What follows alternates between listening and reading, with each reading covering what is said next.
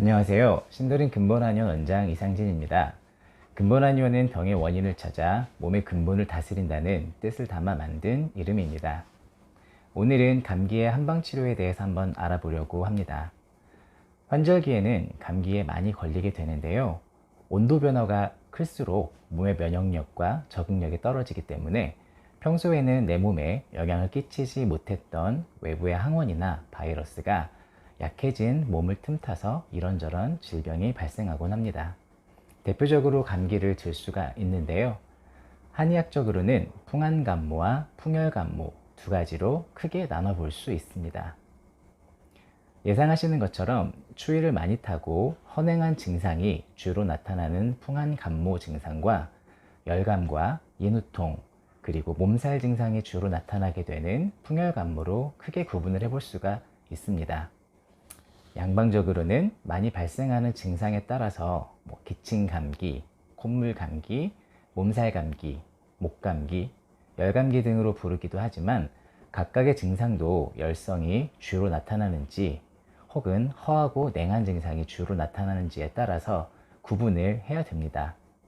맑고 흐르는 콧물이 나오는 증상과 노랗게 뭉치고 딱지가 지는 콧물이 증상이 다른 것처럼 목이 붓고 침을 삼킬 때 아픈 증상과 목 통증은 별로 없지만 잦은 기침이 지속적으로 나오는 증상도 한열에 따라 차이가 있기 때문입니다. 본인의 체질과 감기 걸리기 이전에 몸 상태가 어땠는지에 따라서 증상도 다르게 발현될 수가 있습니다.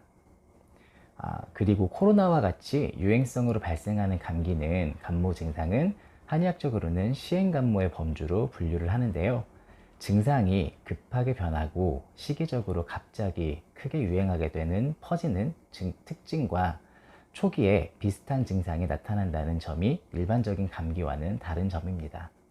그러나 시간이 흐르고 감모가 진행되면서 본인의 몸 상태나 면역 상태가 어떠했는지에 따라서 중기 이후 말기까지의 심해지는 증상과 후유증으로 남는 증상들은 개인 차이가 좀 크게 드러나게 됩니다. 코로나 후유증으로 어지러움과 지속적인 기침, 이명이나 안면마비 증상이 발생하는 케이스도 있을 정도로 개인차가 크게 나타나게 되는데요.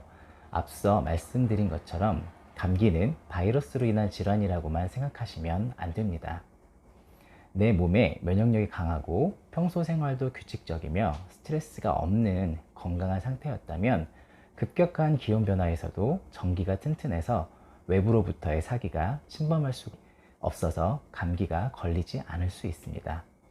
같은 날씨, 같은 공간에서 생활하는 사람들 중에서도 어떤 사람은 감기에 걸리지만 어떤 사람은 감기에 걸리지 않는 차이가 보이는 것이 바로 그 명확한 증거이겠죠.